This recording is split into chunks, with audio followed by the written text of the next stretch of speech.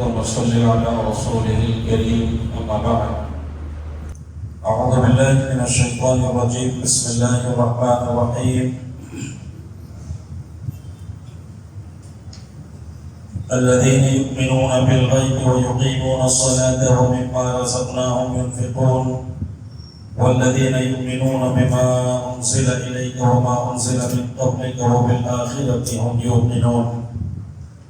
معزز سامعین، اللہ کے فضل و کرم سے آج ہم سب نے دوسری تراویح کی نماز پڑھی ہے۔ اللہ کا شکر ہے کہ اللہ نے ہمیں یہ توفیق دی ہے۔ میں 15 سے 20 منٹ آپ کے سامنے کچھ باتیں رکھوں گا۔ سورہ بقرہ کی چند آیت کریمہ آپ کے سامنے پڑھوں گا اور اس کا ترجمہ اور مختصر ان آیات کی تفسیر آپ کے سامنے پیش کروں گا۔ میں نے جو آیت کریمہ پڑھی ہے سورہ بقرہ کی آیت نمبر 3 اور 4 ہے۔ سورہ بقرہ میں انسانوں کی اقسام، انسان 3 طرح کے ہوتے ہیں۔ انسان، اللہ تعالیٰ نے قرآن میں 3 طرح کے لوگوں کا ذکر کیا ہے۔ وہ 3 طرح کون ہیں؟ ایک مومن ہے، دوسرا منافقین ہے اور تیسرا کافر ہے۔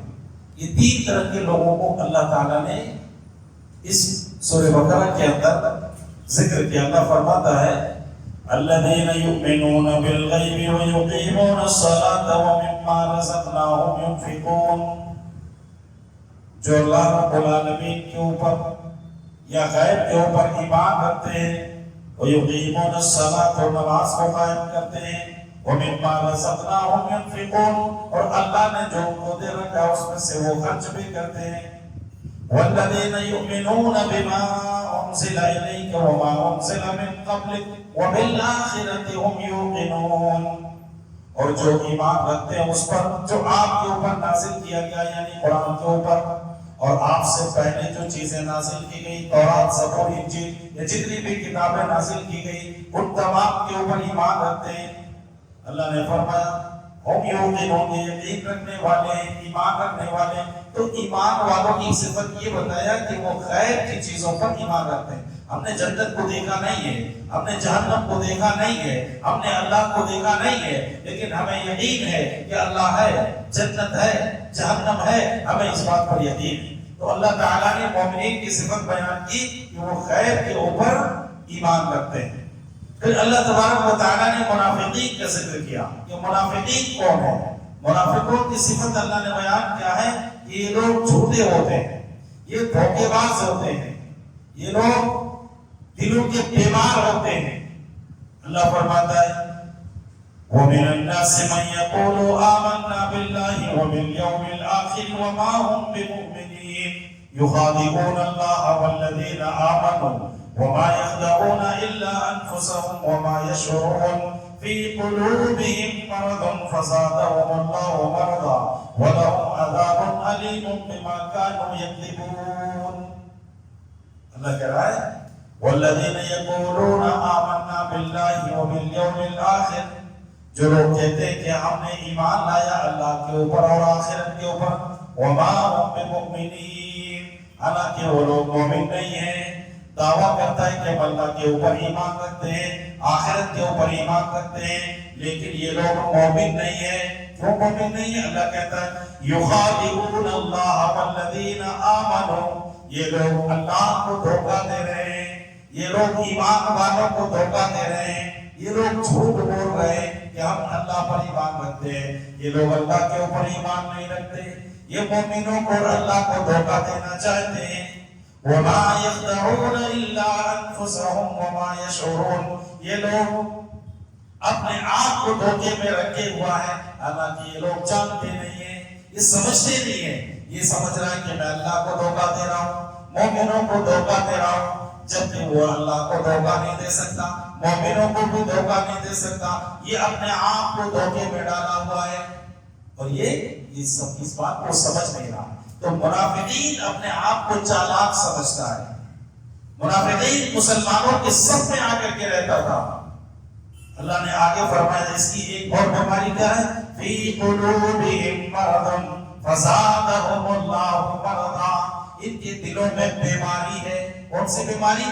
نفاق کی بیماری، جھوٹ کی بیماری، دھوکے کی بیماری، تمام قسم کی برائیوں کی بیماری ان کے دلوں میں ہے. فزادہم اللہ مرضا، اللہ تعالیٰ ان کی بیماریوں میں اضافہ کرتا ہے. اضافہ کر دیا. جو لوگ ہدایت نہیں چاہتا ہے، جس راستے پہ وہ چلتا ہے اللہ اسی راستے کو اس کے لیے آسان کر دیتا ہے. ایک آدمی اگر گناہ کرتا ہے تو گناہ کی طرف اگر اس کا دل مائل ہے، رب گناہ کو بھی اس کے لیے آسان کر دیتا ہے. ایک آدمی اللہ کی عبادت کرنا چاہتا ہے تو اللہ کی عبادت اس کے لیے آسان کر دیتا ہے. یا اللہ نے کہا فی قلوبہم مرض، ان کے دلوں میں بیماری ہے.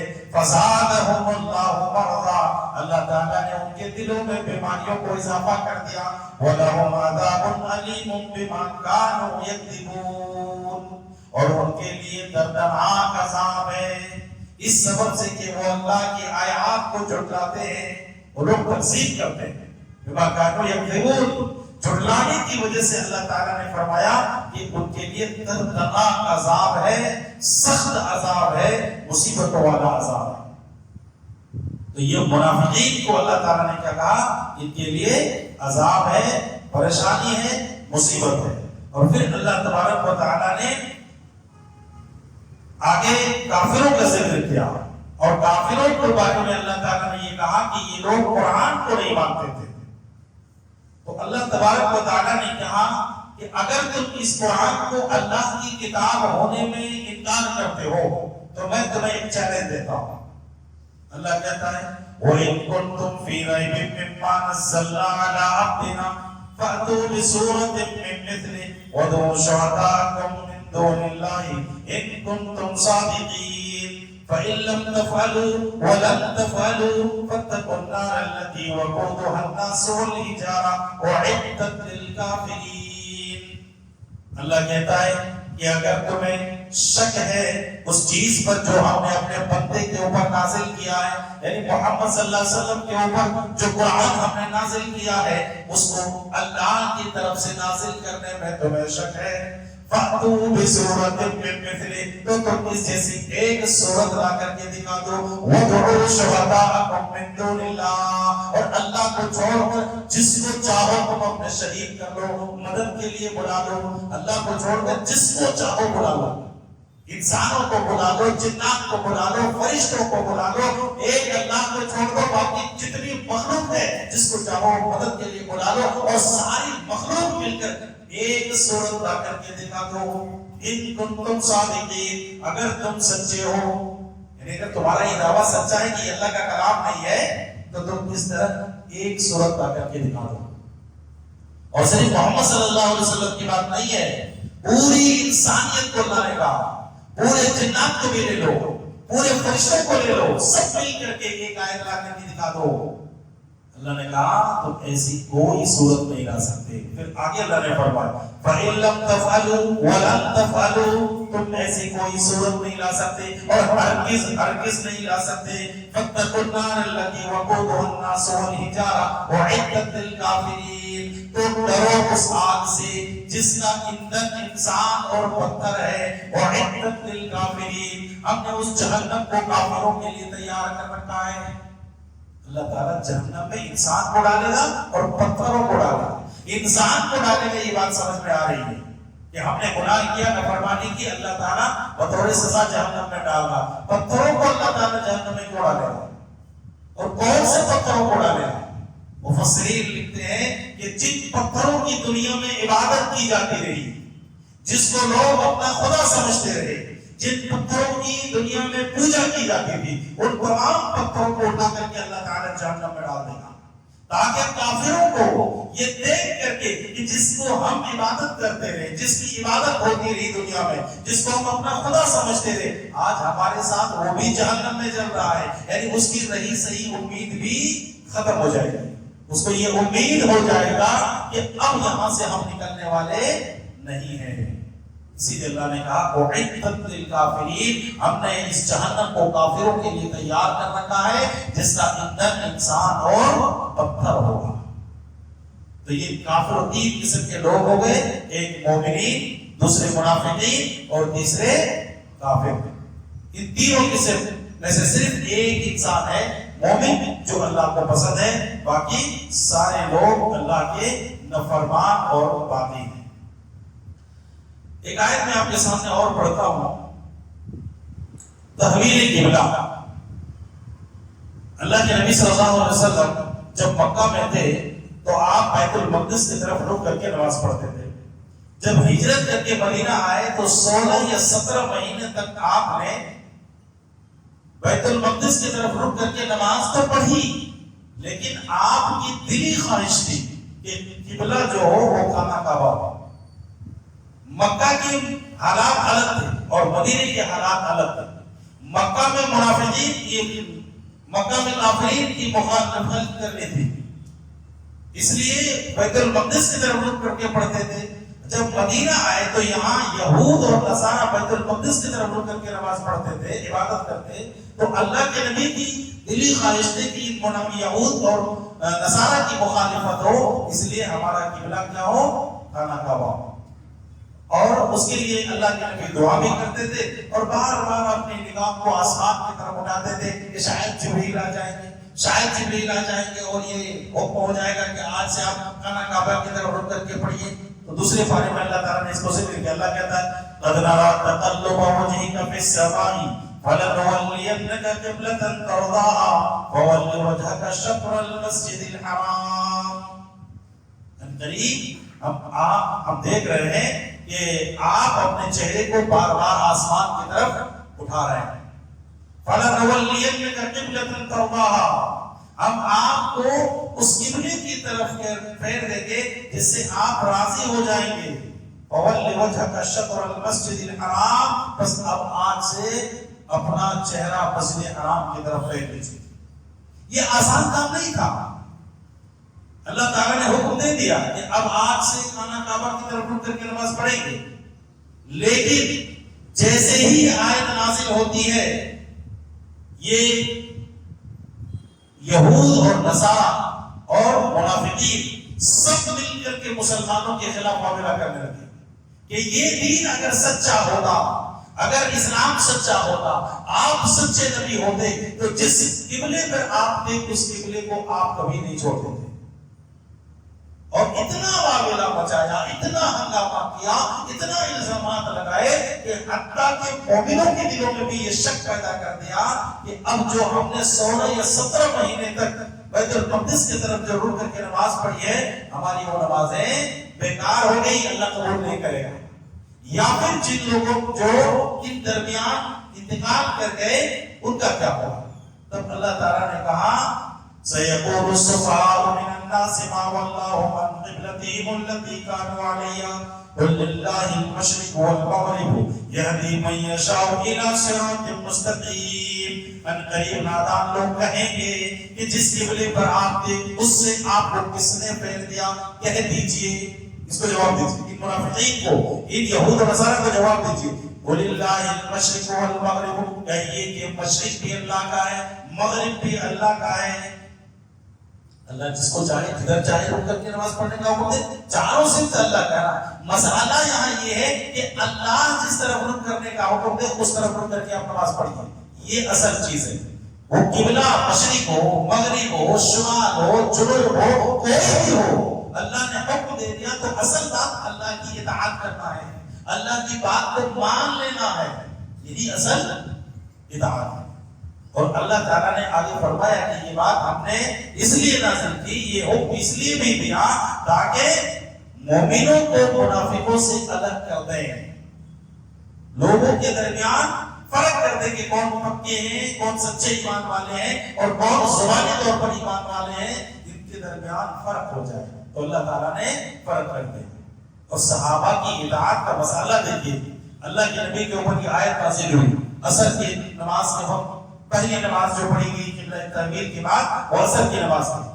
کچھ صحابہ کرام اللہ کے نبی کے ساتھ خانہ کعبہ کی طرف رک کر کے نماز پڑھنے کے بعد جا رہے تھے تو دیکھیں کہ باہر کچھ لوگ دور کے مسجد میں ابھی بھی بیت المقدس کی طرف رک کر کے نماز پڑھ رہے ہیں۔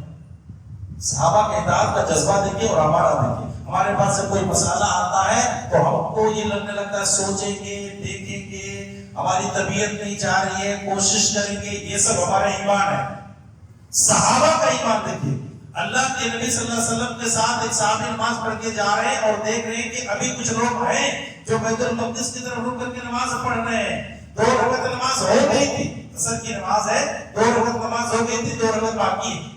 صحابی رسول نے کہا کہ میں اللہ کے نبی کے ساتھ خانہ کعبہ کی طرف رک کر کے نماز پڑھ کے آ رہا ہوں اور آپ لوگ ابھی بھی بیت المقدس کی طرف رک کر کے نماز پڑھ رہے ہیں۔ وہ لوگ نماز کی حالت میں ہی کیوں نہ تبدیل کر لیتے کہ نبی کی بات آ گئی ہم تک، نبی کی بات پہنچ گئی ہم تک، اب ہم 2 رکعت بیت المقدس کی طرف رک کر کے نماز نہیں پڑھیں گے، جو پڑھ لیے اب آگے نبی کی بات، قرآن نے یہ حکم نازل کر دیا ہے، اب آگے 2 رکعت جو ہے خانہ کعبہ کی طرف رک کر کے نماز پڑھیں گے۔